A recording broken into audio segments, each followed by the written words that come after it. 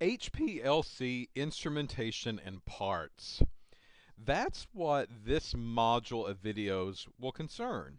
So no longer are we really talking about the theory of the HPLC, but now we're turning our focus on the instrumentation and the parts that make this instrument up and that make this instrument work. So one of the first things that I'm going to have to tell you is number one, there's actually so many different variations of an HPLC that we can develop entire courses, that's plural, around HPLC instrumentation. Okay, we can develop whole courses on the theory, but when it concerns the equipment and the pieces and parts that make it work, we can create probably 3 to 4 classes easily on the instrument itself.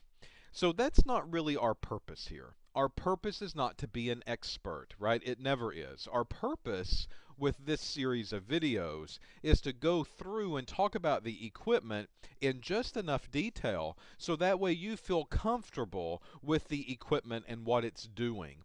So when you come into the laboratory and we open up the front covers, this is not a strange alien territory for you anymore. You kind of understand what's going on and the players that are in the game to make this analysis work for you. So that's what we need to focus on. So we're only going to talk and highlight on the major pieces and parts. We're not going to be a plumber. When I say that, there's all kinds of tubing on the inside of this instrument.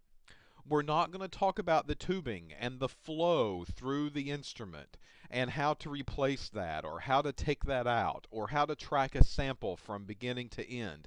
It's too convoluted. We're not going to go through it and we just don't have enough time to really touch it. But we are going to talk about the major pieces and players that make this analysis work for me. All right, so where can we start? Well, let's kind of go back and do a quick review for a minute. So we're looking at high performance liquid chromatography. Now I keep saying this because I want you to keep reminding yourself this is not high pressure. It is high performance, right? So high performance liquid chromatography is known as HPLC. And that's the instrument that we're getting ready to talk about, the pieces and parts that make it up. Well, what we're leaving off here is that this is always typically hyphenated because we want to focus on the instrument and we want to focus on the eyeballs that make the instrument see stuff when you put a sample into it. So there's always something else out here in the end. There's always going to be some more abbreviations. And we'll talk about those abbreviations a little while later in some other videos. But for now, we'll just kind of throw it out there.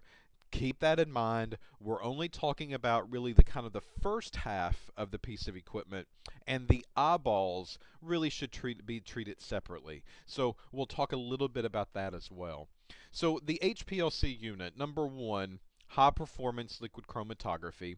Number two is that this is what we would call an automated process. Automation is very good, right? Automation makes me a happy person. Because go back and think about that last module in those videos, some of those pictures that I was showing you of those poor scientists in their lab coats sitting on a lab bench staring at a glass column all day long and looking at colors separating from one from the next. That's got to be a horrible, boring job, and it was. So now with the introduction of a piece of equipment, we now have an automated process. It will do that for me. So I don't need to sit at the lab bench and stare at a column all day long anymore. I can actually go and insert my sample, allow the machine to take care of my sample, and walk off and leave it, and go do something else. And then I can come back to that piece of equipment, and it has done all of the analysis for me. I just need to know how to interpret the data and how to use the piece of equipment in the first place. So automation is always very, very good. One of these key terms that you will see in an automated process is this heavenly word called an auto sampler. It's like music to someone's ears when they hear an auto sampler. Auto, of course, means it does it on its own. Sampler is regarding your samples. So an auto sampler can actually hold multiple samples that you want to analyze. And then as long as you go into the computer and tell the computer how you want it to pull samples and in what order you want it to pull the samples, it will do it for you. So now this gives me an option not to just to go inject one sample and then come back in a few minutes to see how it's performed in the instrument, but it will allow me to inject 100 samples at one time. So I can load up my 100 samples if I need to, and I can hit run.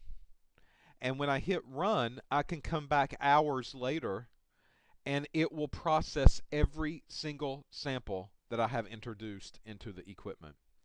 So this is wonderful, wonderful news. Trumpets are playing in the background when you hear the word auto sampler or when you see an auto sampler on a piece of equipment. Okay, so it is an automated process. This thing is called an auto sampler. And one of the things that I want to keep you in mind, or for you to keep in mind, is that this machine can come in many different variations. Okay? So when I say variations, that means imagine yourself going to Best Buy and you walk up to the TV wall and there's all kinds of TVs there, right? There's TVs from Samsung, and there's TVs from LG, and there's TVs from other manufacturers that are there as well. Some of them have curved screens. Some of them are completely flat screens. Some of them are LCD. Some of them maybe are still plasma. But there's all different kinds, and there's all different forms, and they all look slightly different. But keep in mind that a TV is a TV, right? You're buying it for the same purpose. An HPLC instrument is an HPLC instrument. No matter the manufacturer, no matter the bells and whistles, they're all doing the same purpose. It's chromatography. It's separating a mixture into individual components. No matter how you look at it, no matter where you order it from, no matter what kind of accessories you have, at its heart, it's the same thing. Again, a TV is a TV, right? A DVD player is a DVD player. They all look different. They might behave or operate a little differently, but they all do the same type of job. Well, HPLC and the instrumentation world is very similar. They all have many variations on the equipment. So that's number one to keep in mind. What you see with us will be different than what you would see if you walked into a different laboratory that used HPLC, if it was something else other than Shimatsu. There's also many pieces and parts. Again, I can develop whole classes on pieces and parts only. How to take things apart, how to put it back together, how to clean the machine, how to maintain the machine, how to make sure that this machine is working properly all year long while you use it. Tons of pieces and parts that are out there. And then finally, there are many manufacturers as well. So when I talk about the manufacturers, these are the brand names, just like LG and Samsung, right? So HPLC and other pieces of equipment in a laboratory have brand names. Some names are more well known than others, depending on the equipment that you're wanting to use or that you're wanting to purchase. So our piece of equipment is Shimatsu. The model of the Shimatsu is LC20, and we do not have a matching auto sampler. The auto sampler that we have is a little bit older because it was cheaper for us to purchase. When I say cheaper, it was still $24,000. So that auto sampler that allows you to inject or load up, 20, 30 samples or more, well, that was a large investment for us. And the auto sampler sits down here at the very bottom. That's this bottom piece right there. And the HPLC unit sits up on top of the auto sampler, so that's going to be up here. The price of that auto sampler is the price of a vehicle. And the reason that we always tell you prices of equipment and things that you're working with is because I think it gives you a better appreciation of the training and exposure that you are getting yourself into. Because who can say that as a high school student, maybe, that you have used an HPLC system that's going to be costing around $75,000 because the HPLC system up here at the top is 55 of it. $55,000. And this is average cost. $75,000 piece of equipment you are getting training on, you are getting an education on, and you go out and you talk to another person, even at the college level, even at a bachelor's degree in chemistry, a senior student in that program. Talk to them about HPLC. I guarantee you that after this training, you're going to know more about HPLC than those bachelor degree students will know. It's just something that's not really done. It's something that's not really shown in a typical academia environment until your graduate level courses. And you're lucky when you're in a master's degree program or a PhD program that you even get to see some of this equipment. So, take home message is brag about it.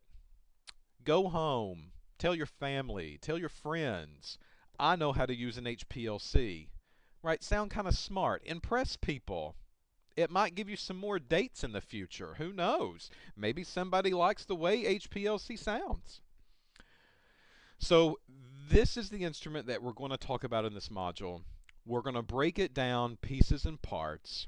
We're going to take a look at some of the major players that make this thing work. And then in the final module, we'll go through and talk about the software platform that's hooked up to this piece of equipment. So I hope that you're excited. I hope that you're ready and eager to learn about pieces and parts of this machine. Because again, even when I was an undergraduate, I didn't have this opportunity in a normal curriculum. I got this through internships and co-ops and volunteer jobs that I did when I was a junior and senior in a chemistry program. So take advantage of it. Take it all in. If you have to, replay the video and watch it again. Make sure that you learn as much as you can learn through these videos. And also, at the same time, go and take a look at our ChemTech webpage. This instrument is listed as well as our others. Become familiar with all of them, because you never know what could be around the corner as far as the lab hands-on activities go on the day of the competition. So maybe, just maybe, you're going to see an activity that says, here's an instrument, what is it called? So take a look at our website. I'm giving you a heads up.